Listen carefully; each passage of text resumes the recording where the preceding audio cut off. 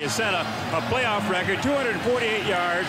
You scored 2 touchdowns and averaged 7.2 yards per carry. Well, I'm very happy. That's not a shabby day, is it? It was not something I was trying to emulate anybody. I want to have my own identity. I want to be different. Maybe I'm overstepping the boundary, but I think I made 29 iconic. People look at 29 and think, Eric Dickerson, and I'm proud of that.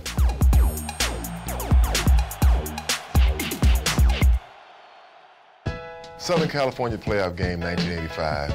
Weather was crisp, blue sky, living in LA, playing in LA, having LA fans cheer for you. It's nothing like it. It's nothing like making it in Los Angeles. Dickerson just got a rousing ovation from the 66,351 who are here. I had 2 offensive linemen to make the Pro Bowl, but I didn't make the Pro Bowl. I was pissed because I knew I was a Pro Bowl. I knew I should have been in the Pro Bowl. Anytime Eric Dickerson gets a step, he's gone. I think people looked at my game as thought I was just fast and didn't like to run inside. This is one of the reasons that I hated the Cowboys so much. Tom Landry said that I would not make a good pro because I was too tall, I ran too high, and they would get good shots on me. And I'm like, oh, I'm gonna make y'all pay for that. Eric's had a busy day. All I know is this much here. Every time I touched the ball, it was 7, 8 yards, 9, 10. And I kept saying, these guys are not fast enough. They're not quick enough. Every move was the right move. Every cut was the right cut. It was just a good day. Hey, man, I'm going to tell you something. They call that play, I said, it's going to be a touchdown. Turns and gives to the tailback Dickerson. Pops it up the middle of the 40. 40 to the 30, to the 20, to the 15, to the 10, to the 5. Touchdown! 55 yards. That's a nice piece of running. It was the first play after half. I think the play was ISO right. And I got it, and you know, you're not really warmed up, you know, after half. You know, you don't expect to have a big run after half. I always like to test my speed against other guys. When I broke it, for me, it was just a foot race. He had a cornerback trying to get to him, but he just put it down into another gear. That's fun to watch. When you play in a football game, you don't hear anything. Dickerson picks up where he left off. When I broke the line of scrimmage, all I hear is myself breathing.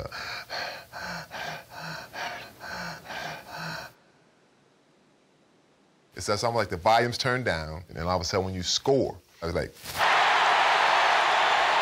turn it as loud as you can. It's like,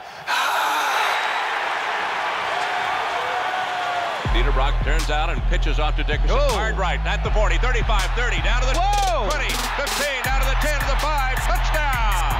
Whoa! Did he do that? Yes. I feel like we got some respect today. I told you that we were going to go with the strength of Dallas's defense, and that's running the ball at them.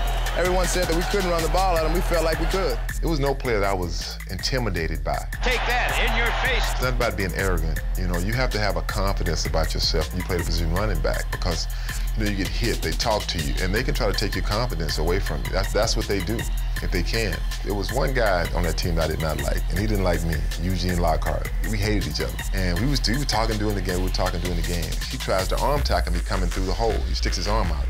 And I knew I hit him hard. And when I came back, I said, oh, that hurt, that didn't it? He didn't say, I said, that hurt. And after the game, he comes over and he said, Eric, man, I just want to say, man, great game.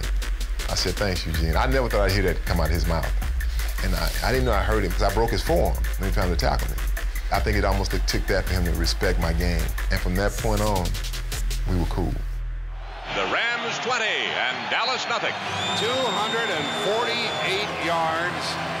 A new NFL playoff record. For the records that I have, I'm proud of them. You know, I hope they last a long time. I hope they last past my lifetime. I don't want anybody to break any of them yet.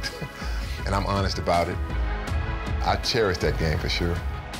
And you're talking about something that happened 30 years ago. People haven't forgotten. I'll say this in all honesty, is that I still can't believe I played pro football. I just can't, because that was not supposed to happen for me, from a small town boy from Sealy, Texas. But when people say, Eric, you the greatest, man, I never saw anybody run like you. You ran so pretty, you made it look so easy. To me, that's the biggest compliment the person could give me.